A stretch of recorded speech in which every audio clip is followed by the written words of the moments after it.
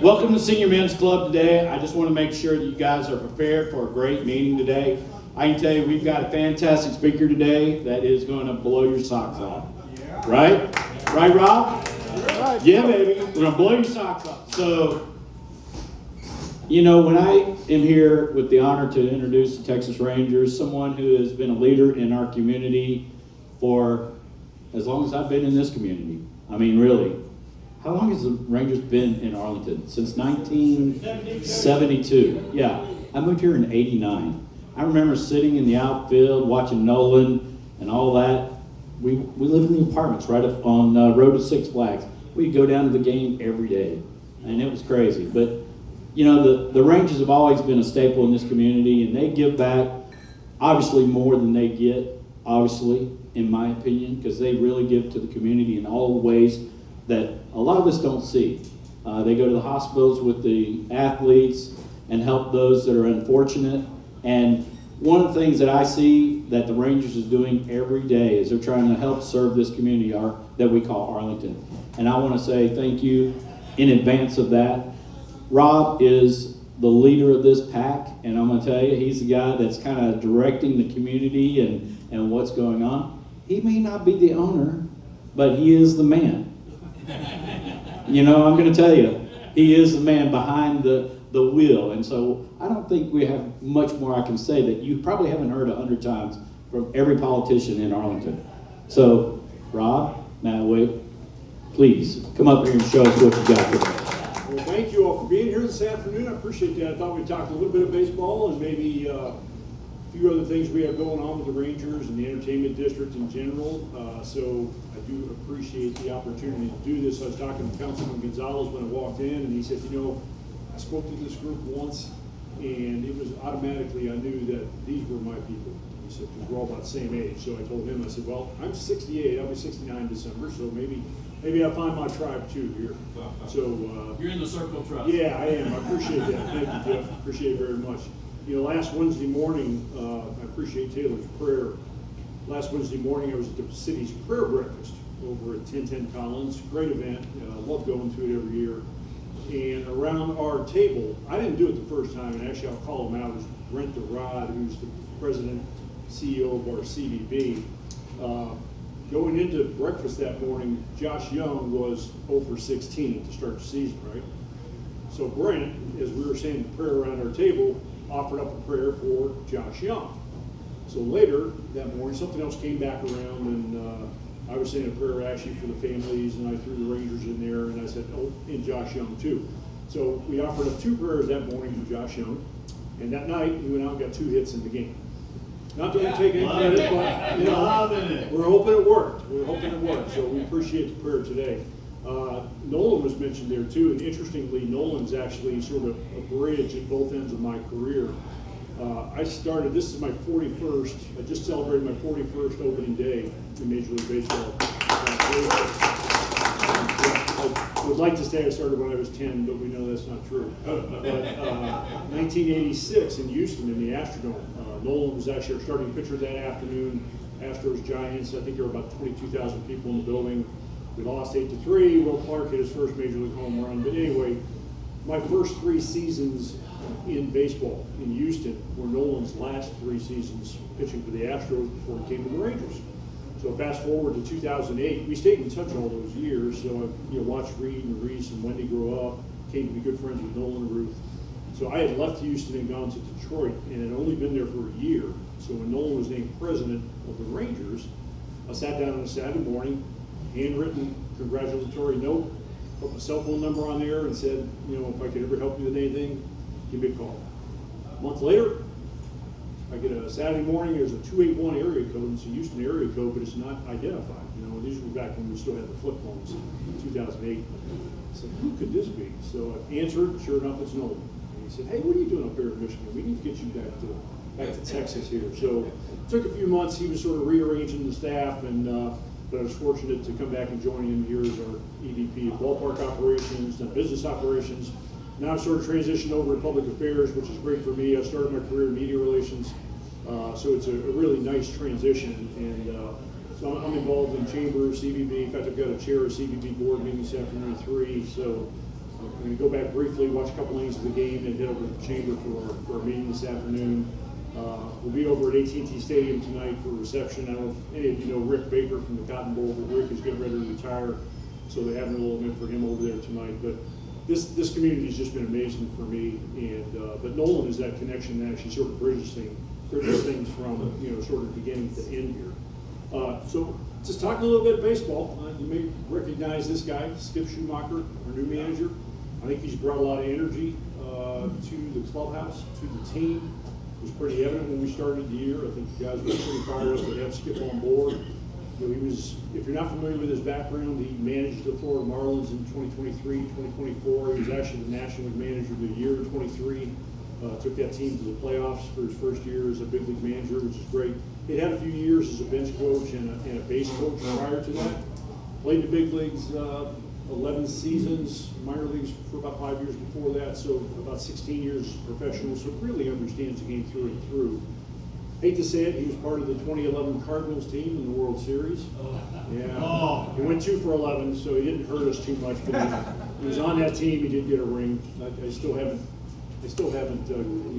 conceded that series through Game 6. So I only remember it through Game 6, early in Game 6. But anyway, Skip's been a great addition. Like I say, he's brought a lot of energy, a lot of passion to the clubhouse.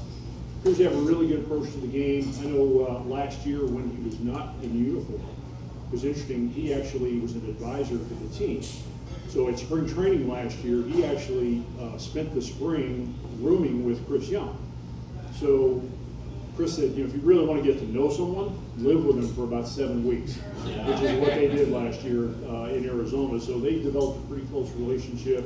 When the season ended and we decided to make a change, some people have called Skip sort of the manager in waiting, which I guess that's what it really turned out to be. But we're excited to have him on board and see where he can take things. But as you guys know, everything starts and finishes with pitching in our game.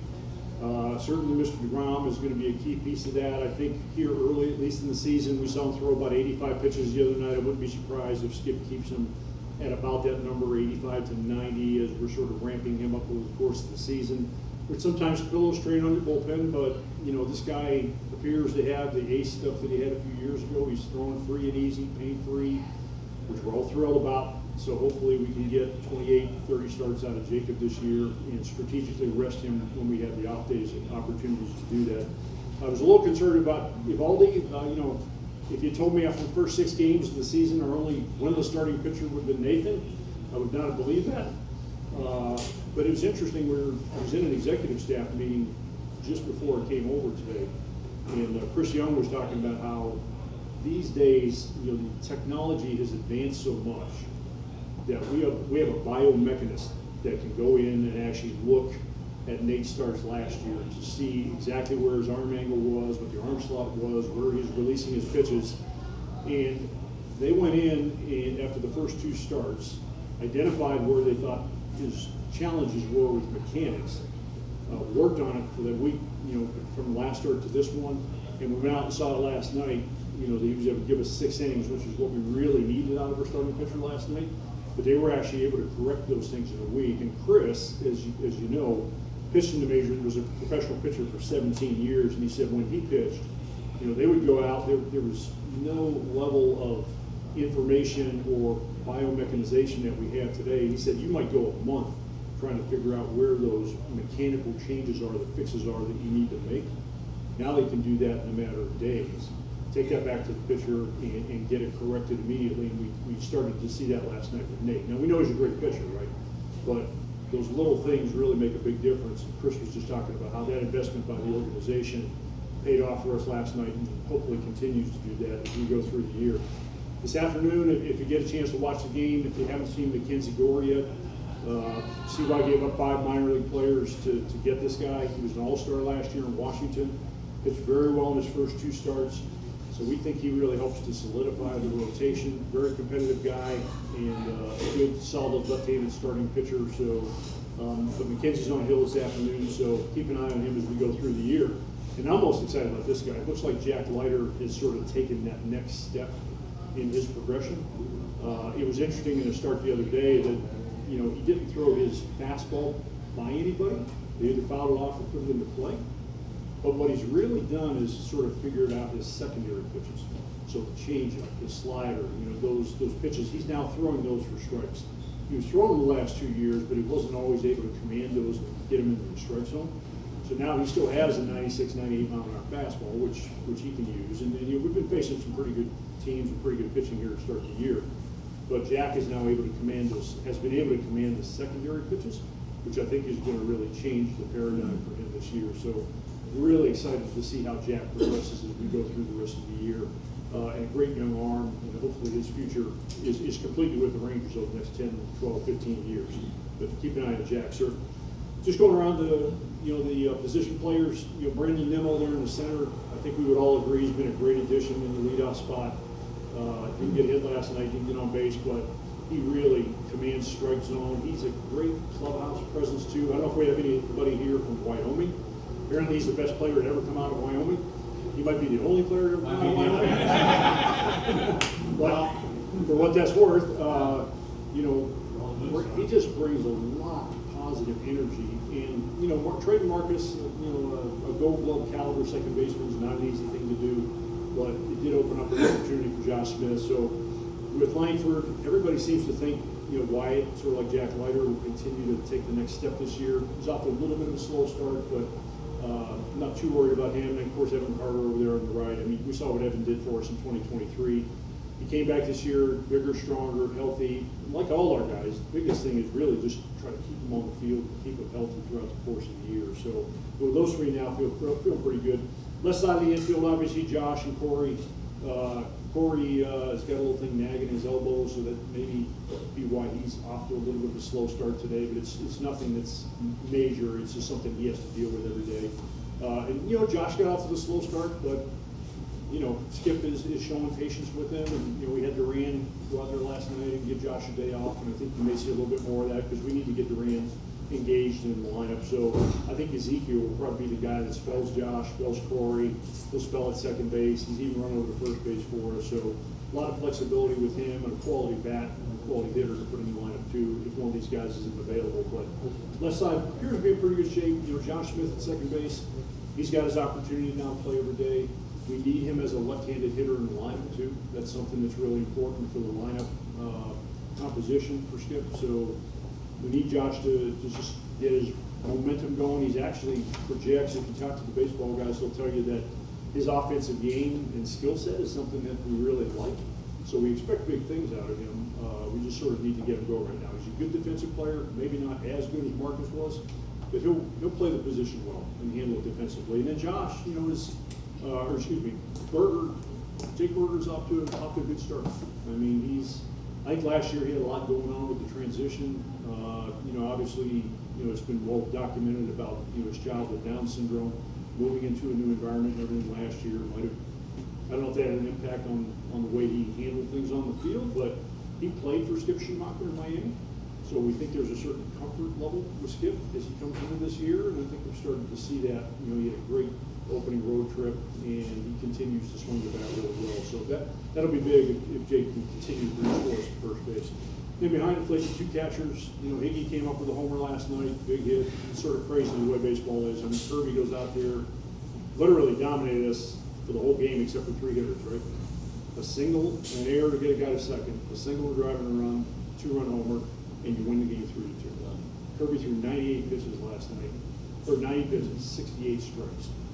And not for those 3 hitters, and we've not had a great history against Kirby, but it's just the way baseball is, right? Those 3 hitters were enough to produce 3 runs, and we win the game. Bullpen did a great job, Latz and Junis, and it means a win. And we like to remind ourselves these wins in March and April count just as much as the ones in September, so you want to keep stockpiling those. I don't mind seeing the Mariners. Hoping we can beat them today, so they get back home with 4-10. And then they got to win 6 before they can just get back to even. So any loss to the Mariners is a good thing for us. Absolutely. Amen. Yeah, DHs. Yeah, we'll see how this goes. I mean, Peterson. There's no. He got booed on opening day. It wasn't me. I was in the stands, but it was not my wife either. But he's got some things to do to prove that he can help us, and he's showing signs, and he's hit some balls hard. So we'll see where that goes. And then Andrew McCutcheon we brought over. Cutch had a great, first road trip. Appears to still have something in the tank. He can run out in the outfield too if we need him to. He won't be out there a lot, but you'll see him go out to right field or left field occasionally. And it's fascinating to me to watch him in the first series, how quick his hands are. So that homer he hit in Philadelphia, it was really impressive when a pitcher was up and in on him, the way he was able to turn on the ball and drive it that far.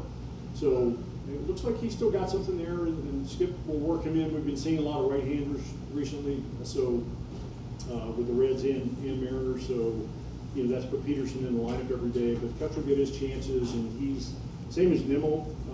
He's an MVP caliber player, very positive influence in the clubhouse, and I think Chris really goes out of his way to try to find people who are that kind of fit for us. So I'm really excited to have him on board. I put a question mark on the bullpen because, we're trying to figure it out too, I think. Arlington's own Chris Martin there in the center struggled a little bit, but, Chris, we know, is a capable, competent major league pitcher, so he'll be fine. Garcia, same thing. Guy's got great stuff. He, sometimes, some nights he goes out there, he's lights out. Other nights he goes out there and can't find a strike zone, so we'll see how it plays out. Latz is over there in the bottom right. See what he did last night. 6 up, 6 down, and he was ready to go back out for the 9th, but they decided to go to Junis based on who Seattle had left on their bench. So, but Jake has done a remarkable job, and I heard him talking after the game on the radio, and he was talking about how he really enjoys to go into these high leverage situations out of the bullpen. Even though he could be a capable starter down the road, he's enjoying the role of the bullpen right now. I put Rocker in there too, since Kumar's only made 1 start so far. They had him teed up before that first start to go into any role in the bullpen to help us, and to his credit, Kumar was more than willing to do whatever the team needed him to do to try to win a game, whether that meant closing, whether it meant middle relief. While he was waiting for his opportunity to start, he was still getting his work in and still standing at the ready to help the team any way he could. So with his kind of stuff too, we'll see how it plays out down the road. He's in the rotation now. I hope that he'll stay there for the long term, but he could also be a bullpen solution for us here in the short term based on days off and what the team needs. So we'll see how that all plays out. I put this one in because this has been fascinating to me. I wasn't quite sure what to think about ABS, the automatic balls and strikes in the challenge system when we came into it. And I was looking online to see what kind of illustrations I could find. This is interesting. Altuve and Judge, right, which is as diametrically opposed as you could be in terms of size of players. So you can see from 1'6" to 2'10" on Altuve top to bottom, and then on Judge 1'9" to 3'4". It's interesting to see what it's really done. And this really illustrates to me. All you've got to do is hit the edge, right? So if you think about it, the whole plate's 17 inches wide, but the diameter of the ball is about 2.5 inches. So on the edges, you probably added 5 inches, on each side. That is a strike. And, I didn't really think about it that much coming into the year, but it's sort of fascinating, and it's been interesting up and down, too. The stuff I've been reading early around the league is that hitters are having a little more difficult time adjusting to the top of the strike zone because they're not used to it being called. It's being called, every player is measured exactly, so that box is fit to that player. It's not a one-size-fits-all. So it's, as you saw in that illustration with Altuve and Judge, it varies player to player. But now you add about 2 inches, maybe 2.5 inches, top, bottom, both sides. It's pretty fascinating to see. The other thing, I was in our umpire's room last night during the game talking to the guy who takes care of the umps when they come in. And I said, well, what are they saying about it? And he said, it's interesting because the veteran umpires are saying, hey, we've never been trained for this, right? They're used to calling a strike zone that, if you hear the veteran umpires, they'll tell you it's my strike zone. This is the way I call the game. I remember years ago when we had separate leagues, the American and National League, you had two very distinct ways of calling balls and strikes, which was always fascinating to me. But the veteran umps are saying, hey, the younger guys came up with this, so they are used to it. Younger hitters, guys have been using it in minor leagues and testing it in minor leagues. So now that it's come up to the major leagues, the younger players are used to it. They just accept it. If they think something's outside, they tap their helmet, they get the challenge. But the veteran guys are having a little more of a transition to adjust to it. It's also become strategic, right? Because when do you use the challenge? I think first game with Seattle, Regas, I think, challenged it. Their 9-hitter challenged the pitch early in the game, and I'm thinking, why would you waste the challenge? And it was over, it was upheld. So he lost the challenge, and he lost the challenge in the 3rd inning. And now if I'm the manager and I get to a crucial situation on a challenge, I've only got 1 challenge left in the game. So if you challenge and you're successful, you keep it. If you're unsuccessful, you lose it, but you only get 2 a game. So it'll be interesting to see how that evolves over the course of the year. The good news is it's not slowing down the pace of play. It's quick, it goes up on the scoreboard, so fans can see it, umpires, players, everybody sees it at the same time, and you see exactly where the pitch was, and we go on. So that's been pretty exciting, and like I say, I was a little concerned it might slow things down, but it doesn't. We played a game last night in 2 hours and 12 minutes, and that was absolutely remarkable. So, but this hasn't slipped, but it's going to be interesting to watch this, follow it, and see how teams use it over the course of the year. Schedule, I put the schedule on. Obviously, it's out there. Hopefully, you get a chance to come out and enjoy a game this year. Everything is out there. But really, I want to talk about our promotion schedule too a little bit. I think we've got 18 bobbleheads that are on, and people love bobbleheads. So I think there's 18 different bobbleheads we're giving away this year. 18 different wearables. Like last night, we gave away this Red Ranger sweater. We got cap nights, everything else. So everything is out there in terms of the promotions. This is a bad picture I pulled offline there. Sorry, it's a little blurry. But you can see some of the different bobbleheads there with Budge, and looks like we got Yoda. We got a little bit of everything going on. We have a Peanuts one. We've already been getting calls from fans trying to figure out how to get the Peanuts bobblehead. Very popular one. So that one is huge. And then here's some other images of the wearables that we'll be giving away, the different jerseys on our theme nights. I think we have over 60 theme nights planned this year. Jamie Robertson and his team, who does our groups, does an amazing job of pulling all these things together. So we little something for everybody. This by far is the most popular promotion we have out there right now. We're getting calls from across the country about the Nolan Ryan Bloody Lip t-shirt. This is going to be given away to all fans on May 29th. It's a Friday night against the Royals. And as you can see there on the right, we've tried as best we can in the manufacturing process to replicate Nolan's blood being spilled on his jersey. And they're all identical? Yeah, they're all identical. All identical. All fans. So you might remember that a lot of people thought that picture was from the fight, right, with Ventura, but Ventura never landed a punch, right? So it was actually from a game against the Royals, and we're doing the giveaway against the Royals, where Bo Jackson hit a one-hopper, a hard ground ball back to the mound, and Nolan got his glove up. Unfortunately, he didn't get in front of his face, and you can see the ball hit him right in the bottom of the lip. Now, Nolan being Nolan, he stayed in the game, continued to pitch with the blood all over his lip and blood all over his jersey, and hence the Nolan Ryan Bloody Lip jersey on May 29th. So that'll be for all fans. So if you think this might be of interest to you, but like I say, we got calls from around the country from media people and other teams saying, "What are you guys doing?" So that's a good one. That's going to be a fun one. But only Nolan and Bo Jackson and Nolan. I've heard Nolan say this. Thank God it wasn't a line drive. It hit the ground and took a little bit of the sting out of it, and he just didn't get the glove where he needed it to be, and it caught his lip. But thank goodness it wasn't a line drive. So I had to include the rally sombrero, right? Yeah. So I think they're in section 121. You might see some people walking around the ballpark with this hat on their head that's full of, I guess it's actually a tortilla. And Chris created, I think they were doing like 10 or 15 on the game, but they run out this tortilla and then you put all the fixings in there. And if you're somebody like Evan Grant, who was nice enough to model here for us, this is sort of what it would look like if it were on your head. So that's the concept. They're calling it the rally sombrero. It's unique, that's for sure. But I'm hoping people don't walk around with those on their head. We'll see how many they do. I'm sure people will before it's over. I'm sure you have neighbors eating off the top of people's heads. Pretty interesting concept to say the least. I think it's in section 121 that they're selling that one. Hot dog biscuits, biscuits and gravy. Apparently that's a hot dog in the middle there that's fried, covered in white gravy with a biscuit underneath. Yeah, as it should be. As it should be. Yeah. You guys mentioned you want to see some food offerings, so this is some of the new stuff here.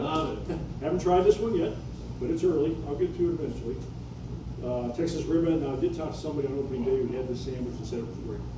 So there is a Texas ribeye sandwich this year.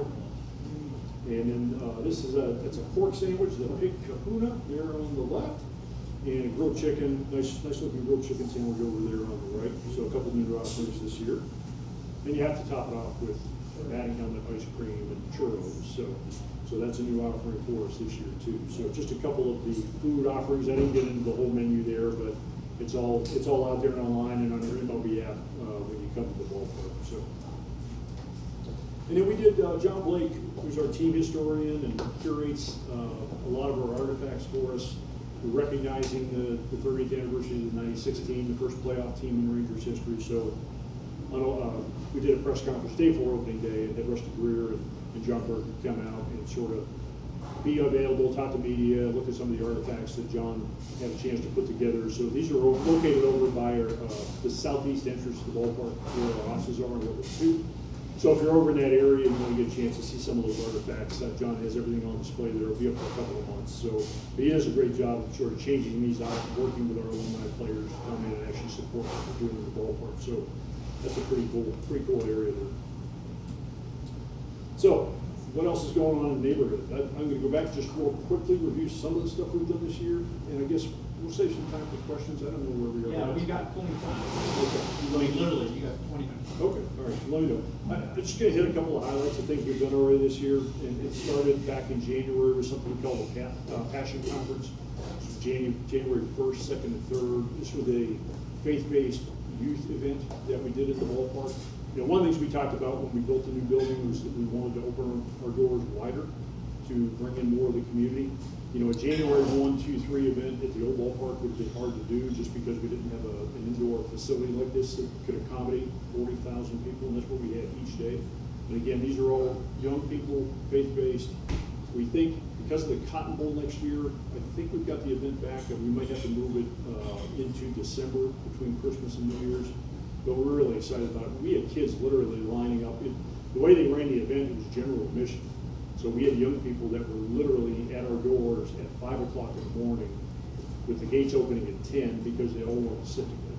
So the kids, when we'd open the doors, they would all come in and then they would go to an area. In fact, you can appreciate this. They would go to the restrooms in shifts. They would go to get food in shifts so that they didn't lose their spots, especially on the floor where they wouldn't be close to the stage. But a really neat event. So we're excited about that one. College baseball, our Shriners College Baseball Classic that we have in mid-March or mid-February. We do 3 consecutive weekends of college baseball, and we're all in on college baseball. These are the other weeks we had. 18 teams came in this year. 10 of those 18 teams, when they came to Arlington to start the season, were ranked in the top 25 across the nation. So our group has done a really good job of working with athletic directors and baseball coaches to try to make sure, and we've sort of become the preeminent location to start the year.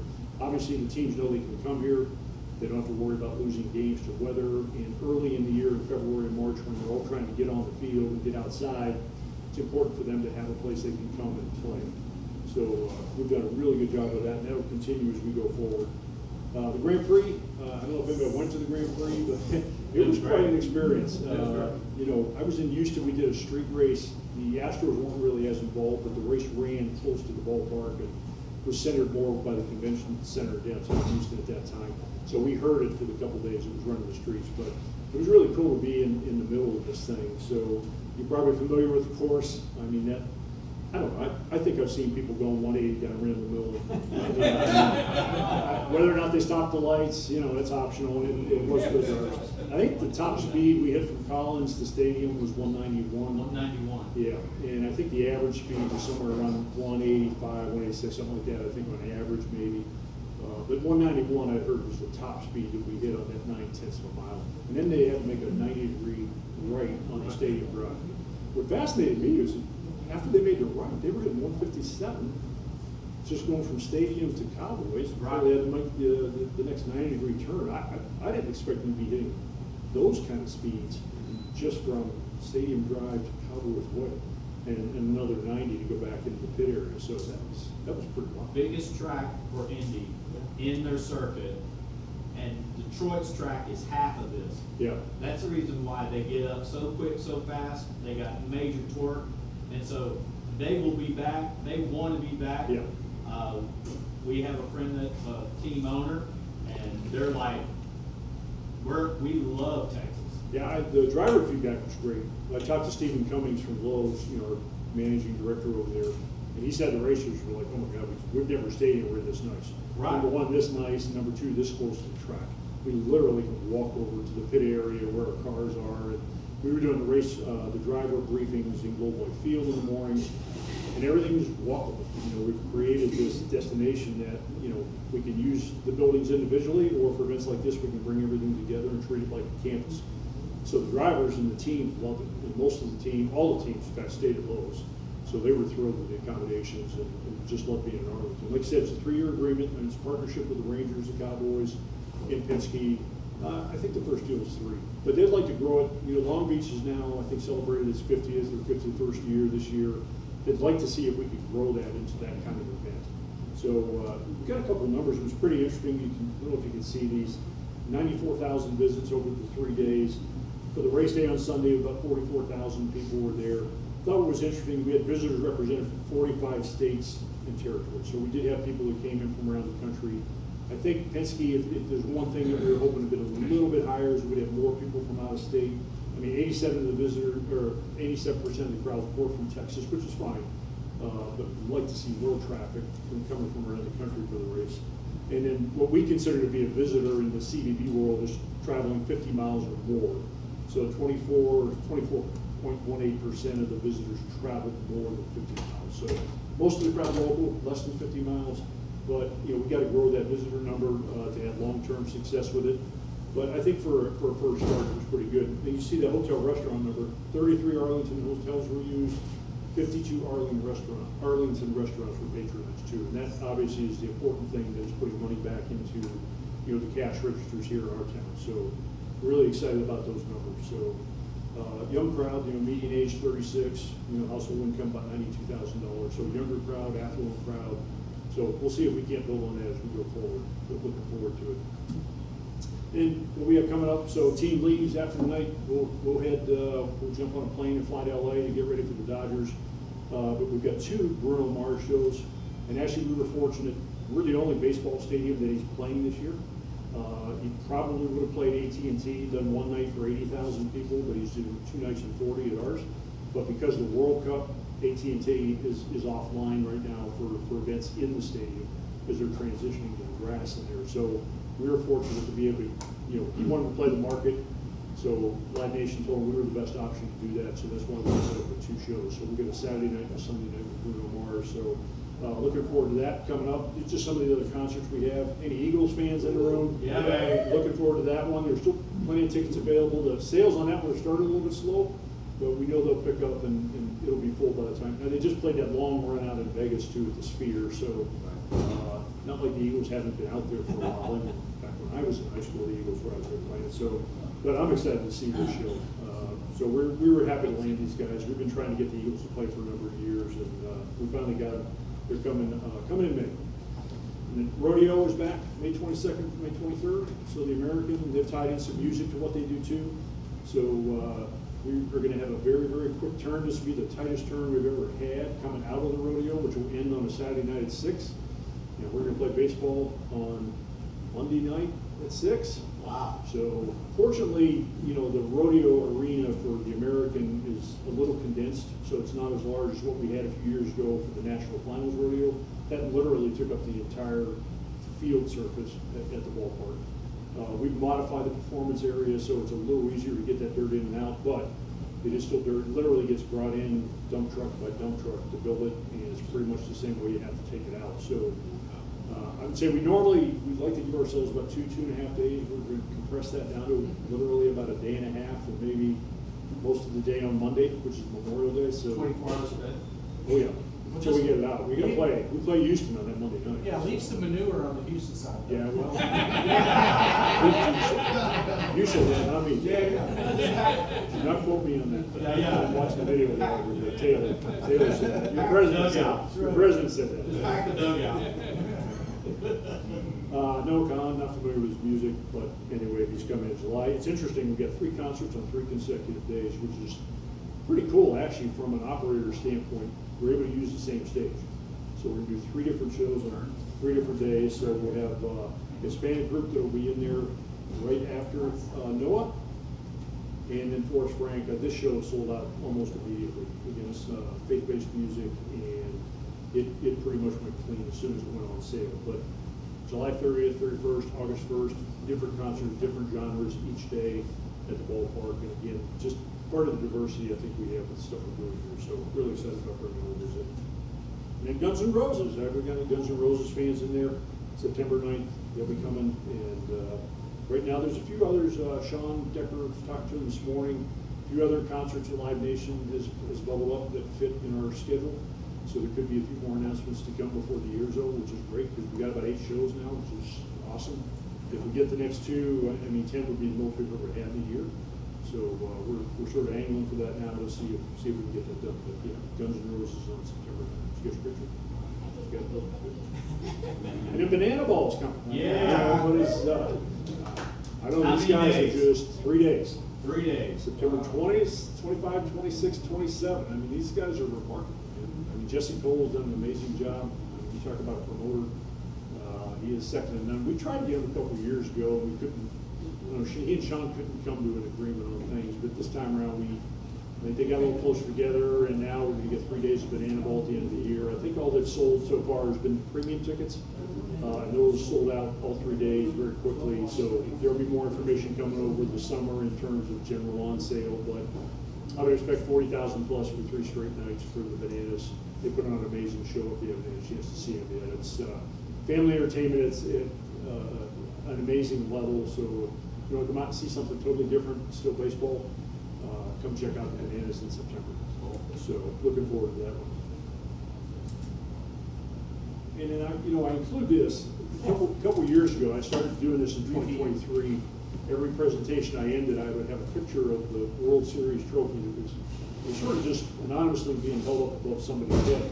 If you paid really close attention to the picture, it was orange and blue confetti from our neighbors to the south, my former previous employer. But you know, and I always want to ensure audiences that with all the other things we talk about, from Grand Prix to faith-based events to concerts to Banana Ball, please know that every day, and everything we do related to those events, Sean Decker, if he were standing here next to me, my partner over at Rev, would tell you that everything he's trying to do to enhance revenue and drive revenue for us is so that we can give Chris Young the means to put a world championship caliber team on the field.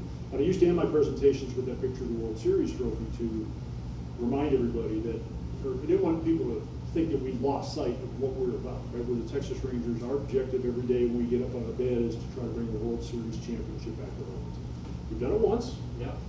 So I included the picture.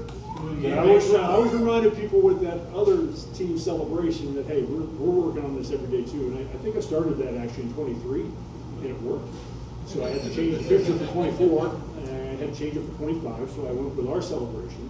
But just to remind everybody that our objective every day when we get up and go to work and walk into that beautiful building over on Stadium Drive, that we are still driven to bring the second World Series champion back to Arlington. So I don't want anyone to ever lose sight of that, because we talk about all these other crazy things that we're doing and ways that we're going to use the ballpark. And you know, we probably do over 200 special events a year because we would do an event like this. So a lunch, a dinner, we do trade shows on our concourse, hiring events. I was looking back at some pictures of teaching a class at UNT this semester. You know, we were a FEMA vaccination site in 2020. I mean, we try to do as many different things as we can do to support the community. And I really appreciate what you were saying earlier. I think the cool thing about the Rangers, in my opinion, and one of the things that I get most excited about is I'm here today at Griff's, you know, visiting with you guys, or Gilligan, excuse me. But you might see me here next week just at lunch. You might see me over at Tipsy O. You might see me at Mercado or at Loma, check out this new restaurant over at Choctaw Stadium. We're up at, in fact, Friday I'm going to Hutchins up on Copeland Road, meeting the county judge's chief of staff up there for lunch. And we're going to have, you know, entertainment here in Arlington. But, you know, I think that's the thing about us that's really cool. This is our home. We've been here since 1972. We walk the streets, we drive the streets, we get involved in the community, and Arlington is so important to us that I'm really proud of that, and I was really thrilled to hear you say that, because we do believe in engagement, and this is where we live. This is where we make our living, and if we're not, it's not lost on us. So anyway, next thing we want to do is bring back the Here and here. Yeah, I have three things. What I think would be really fun if y'all would consider doing. Happy anniversary. Nice guys. The newlyweds are rushing out. We got wedding plans. We got wedding plans today. Great plan. Great plan. Happy anniversary. It's called great execution, man. You're doing it. I think it'd be a lot of fun if maybe y'all would consider partnering with the Museum of Art and curating a bobblehead exhibit. Oh, yeah. All the bobbleheads from way back when to now. We could just do Chuck's collection and it would be worth seeing. Number two, I really like the way that y'all embrace Arlington and have the Arlington Eats in the stadium. How does a restaurant get selected for that? And my third question is, what was Nolan's reaction to the T-shirt? Okay, let's see now, Museum of Art, actually the reason I'm here goes to Tom, but because of Tom's friendship with Chris Hightower, right? Because Chris told me, hey, my friend Tom Clark's gonna reach out to you with mine coming over, and I said, absolutely, just have. So Chris is fantastic. We actually talked to Chris, I introduced Chris to Bill Miller from the Grand Prix, and that's got the two of them together, and that's how they ended up doing the IndyCar display over there. Yeah. So I'm always looking for opportunities to promote what Chris is doing, because he's a tremendous ambassador for our city. He's done some amazing stuff there. That's interesting on the bobbleheads. Chuck Morgan's collection alone, I don't know if you've gone past there by Chuck's booth, everything in there is his personally. I mean, having his collection alone on display over there, I think would be worth it. And we did some stuff for All-Star, and then I know he's got a FIFA exhibit coming up this summer for the World Cup. So yeah, it's not a bad idea. I wouldn't be opposed to that. Second, what was it again? We had two- Restaurants, how do you- Oh yeah, well, first of all, you have to be an Arlington restaurant. You have to be a restaurant, a brick and mortar restaurant, and you have to be in Arlington. Because when we first started the program, we were getting calls from Frisco and Plano and Dallas. And sorry, if you're not in Arlington, if you're not a restaurant in Arlington, that's the number one qualification. Then from there, typically what happens is myself, a guy named Greg Moss, and a guy named Philip Wheatley, Delaware North is our food and beverage provider. The three of us will go to the restaurant and have lunch. And we typically will meet with the owner and just say, hey, this is what the program is. And, you know, the one thing we don't want to do is have somebody come in and not be able to handle it. 'Cause, you know, it's a different kind of speed of service and style. So we want to make sure, and typically what we'll do if we have a new restaurateur, we will ask them to come to a game, meet with whoever's in the booth that night, and talk to them about their experience so that, you know, they're familiar with it. One of the cool things that Delaware North offers to the restaurateurs, though, they'll have them prepare up to $1,000 per game. So we've got TJ's Catfish and Barbecue there for the Seattle series. Oh, yeah. So Monday, Tuesday, today, TJ would prepare food for the booth that he'd also prepare $1,000 of another, whatever he wants to prepare. And the Delaware North team will serve that in our Lexus Club, which is our high-end premium club. And there'll be signage there to identify that this food is from TJ's Barbecue and Catfish. On opening weekend, it was Prince Lebanese. So, but what we're trying to do obviously is promote not only the restaurant up on the main concourse, but we're trying to promote it to our premium customers in the Lexus Club too. And that way we know that we can guarantee the restaurateur at least $3,000 of revenue based on the, now granted they've got big product, but I mean revenue for those 3 days for whatever they want to prepare for the premium area too. So it's been really successful. I think we have 8 or 9 restaurants. I think we had one drop out. Perto Tacos closed over on Front Street. They were one and actually did really well. They did great for us because tacos were perfect ballpark type food. But for some reason they couldn't make it go over there, so they closed. We brought on Breakfast Brothers this year, who's over also on Front Street now. But we went to the South Arlington location last year and met with Ricky and his team. So he's going to come on board with us this year. So it's been fun. Sugar Bees. I mean, you know, but in the same respect, we talked to Tipsy Oak, and they said, you know what, that's not really us. We just don't think we can handle that. I mean, I love going there. I go there at least once a month, if not more. But they just said, yeah, that's not really us. It's we're not trying to force it, but you know, it's got to work for the restaurateur, and because we don't want to put them in a bad spot where they're not, you know, they can't handle the workload. So, and what was the last question? Nolan's reaction to the play. Oh, the Blade Lab. Yeah, I think he was okay with that one. They were proposing some other one where they were going to have him like a box. Ventura will never allow himself to be in there. I think they have a Nolan swing an arm this year minus anybody. But Robin is, even though they're friends and they've long since made out, I think Robin sort of realizes he made a big mistake that day. So he's never wanted to participate in anything like that. But Nolan sort of nixed that, the boxing thing. But he approved another one, so you know, we always try to get his blessing on the concept. But yeah, he liked to play with it. It was pretty cool. Heard some rumors and about the big secret, and wondering what you could tell us about the new City Connect uniform. Oh, I don't know how much of a secret it is anymore. It's pretty much been out there. I think it's going on sale tomorrow morning. So I don't know if have you seen the pictures of it? I have not. Yeah, well, you haven't looked hard enough because they're out there. It's pretty cool. It's a different theme. It's Tejas is the front script. TJS. It's going to have a all red cap with the original old style Rangers T on it. I think the cap's going to be really popular. So it'll be out there, I believe, tomorrow. I think they're making a formal announcement. So it's now the only thing we haven't, you know, we don't sell baseball pants. You know, typically people don't come into the store looking for baseball pants.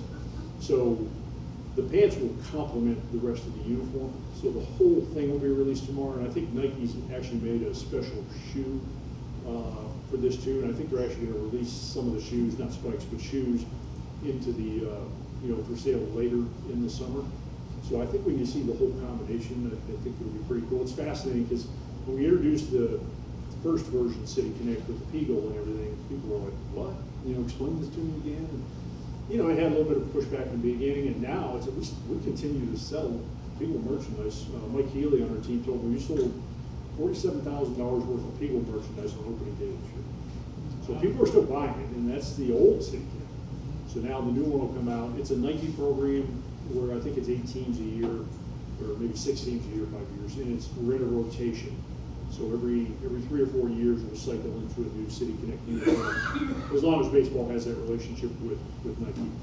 So it's a program they've come up with, and our marketing team works on it with them. They try to keep it under wraps the best they can, but as they start to send it out to retailers, then mysteriously people start taking pictures in the back, and next thing you know, it's online, like everything is these days. But it's out there if you want to see it. Okay. Yes, sir. You mentioned the ABS system, Yeah. right? Yeah. I think it's kind of interesting. Of course, over time, I think the strike zone's always been sort of literally a moving target, right?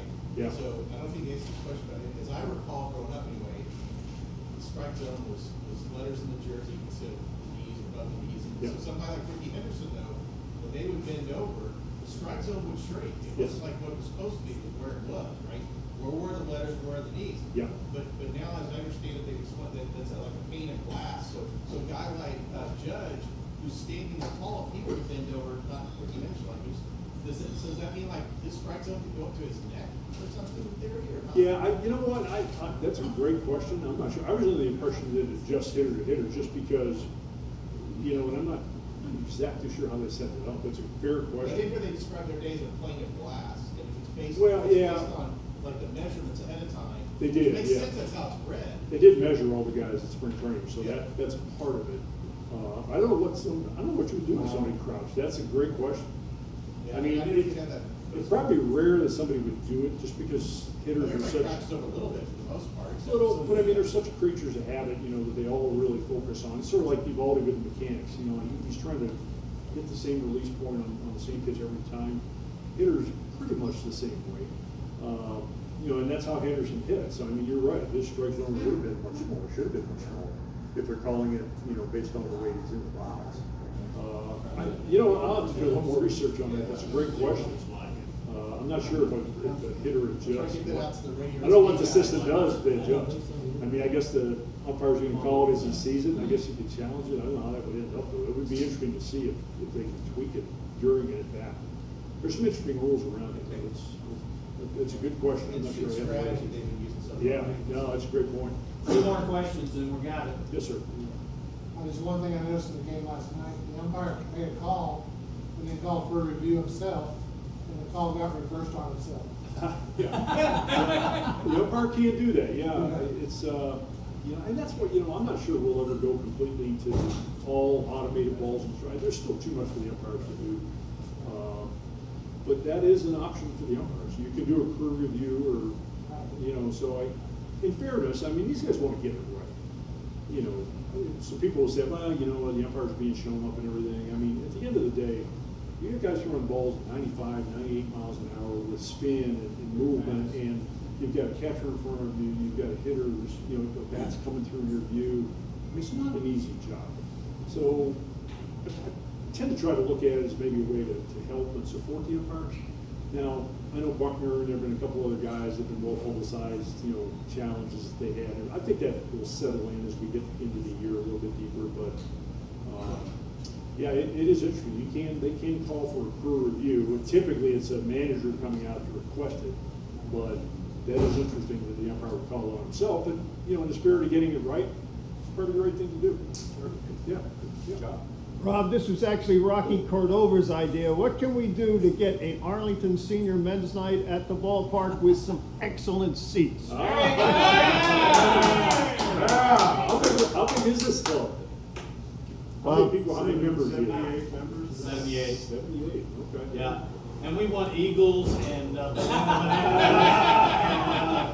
Bruno Mars Yeah. connection. There you go. Yeah, no, but hey, we can find a way, that's for sure. Texas Club, Yeah. wanna fly So- over too. Last question, guys. Yeah, we got it. Anything else? Yes, sir. I tell you, it's not a question, it's kind of a statement. Yeah. I mentioned I've been to the team, unless you know different, I believe some of those famous photos were taken by this lady. I believe the bloody jersey logo was by Linda Kay, who was a photographer for a very long time. If not, it'd be one of the very few that was, I'm pretty sure, I think she used to have that photo. She did, And a lot of yeah. times back then, it's not a Ranger problem, but over time, like, she didn't trademark anything or doing that stuff. She was from the Star Telegram, I believe, AP. And, she was, if you ever, the old stadium, and then I call it Middle Child Stadium too. If you were ever around there, she was an interesting lady. She was out there every night taking photos, her and Brad and later. But anyway, I just want to get to that. She's gone, but I want to get that shot to Linda Kay. She was a special. Yeah, I think Brad was here when I got here in 2008. I think one of the babies on at that point. I She certainly kind of took the hand off of her. So. certainly familiar with her and the work that she did over the years, and like you say, in the early history of the team, most of that work was her. Every night for many Yeah. years. So. Yeah, in all that heat too, so, God bless her. Final question. I had one question. What's the biggest upside for the Rangers after all this years? I mean, revenue streams, income, everything else. What's the biggest upside that you see being the PR guy? What do you think the biggest upside for bringing in either more fans or more engagement into Arlington or more tourists? Well, I think it's the things that we continue to do, and it's not just the Rangers. I mean, like I say, I'm going to a CBB meeting this afternoon. I know we have the men's Final Four coming in 2030. There's obviously always this undercurrent of Super Bowl. You know, we're continuing to go out there and look for the big events. I think one of the exciting things from our standpoint is having the crew, like our Rev Entertainment team. That's what they do. I won't get too far ahead of myself, but in our meeting today, we were talking about college basketball and college volleyball as soon as next year's schedule. We've talked to the NHL about trying to get a stadium series game. Now, I know they're going to do the big, what do they call it, the January game over at AT&T, and that's okay. We've been trying to get one of the ones, I think they did one in Miami last year. So we've talked, no, talking about NHL, just an NHL Stars game in our building. So we'd love to have one. Yeah, well, I mean, just a regular season game with the Stars and somebody else. So they did the one at the Cotton Bowl. They're going to go to AT&T. We've been trying to get the NHL to bring a game to Globe Life Field, but we're going to get one at AT&T, so it's coming to Arlington, so that's a good thing. But we continue to look for those events, like I say, college athletics. We've done college wrestling, college baseball. We're now talking to basketball and volleyball, see if we can bring those. We'll just continue to look for events that work around the Rangers schedule. That's always going to be first and foremost, but we'll continue to try to fill that calendar and open the doors wider, as you said. So, Any other questions, guys? Can I thank you? I don't know if you're going to talk about it. Oh, no, I'm gonna do it right now. Are you? Okay, good. Yeah, All right, good. and part of our give back for, obviously, Rob coming today, we're gonna give $100 to the Arlington Education Foundation. Mr. Berry's gonna make sure that gets delivered to them direct. Yep. And so, thank you very much for coming. Yeah, I was gonna say, I'm wearing my Rangers Foundation shirt here, and it would've been easy for me to say. I know how much money we raised on the Rangers side of things. But I've been fortunate the past year to serve on the ISD Education Foundation Board, trying to raise money for grants, teacher grants, to go right back into the classroom. So when you guys were kind enough to offer that, I don't ask for any money when I come speak. I know I'm not worth that. So, but so anyway, so for the $100, I'm going to deliver that check back, and please know that that money will go back into the classroom here at this point. Very special check if you want to take it. I will. Yeah, I will. Okay, so, any announcements that we need to make today, guys? I know I have one, come on up. I have one for the Arlington Board of Realtors today. They have a candidate forum today between 4 and 7. Any of the candidates that are in this upcoming election, you want to have just a common meet and greet. This is not I'm going to get up and have a conversation, but if you wanted to meet the candidates, have a conversation one-on-one, you'll get that opportunity. I can tell you this is really an Arbor event, but I talked with Taylor about it. If you want to show, you can. So I'm just telling you right now, you got the window. Come on. We got another one here. Well, if you can't make it to the ball game on May 25th, that's Memorial Day, going out to Veterans Park, we'll have a Memorial Day service there. We're featuring a wreath placing ceremony in which Gold Star families can put flowers in the wreath, and the music we provided by the Arlington Community Band are always great. We've invited our congressman, haven't heard back yet, and the city council mayor will be there. And real quick, next month, we're pleased to have our member, OK Carter, who's, I don't know if it's officially, but he is. He is coming. No, I know that. I'm saying, I don't know if it's official, but we consider him our resident Arlington historian. He's going to talk about 150 years of Arlington for our sesquicentennial. So hope everybody will come and bring all your friends. Very good. Thank you. All right. Before we leave, we're going to get everybody come up on stage. We're going to take a quick photo. And again, thank you very much, Rob. Thank you enough, and thank everything with the Texas Rangers. Thank you, guys.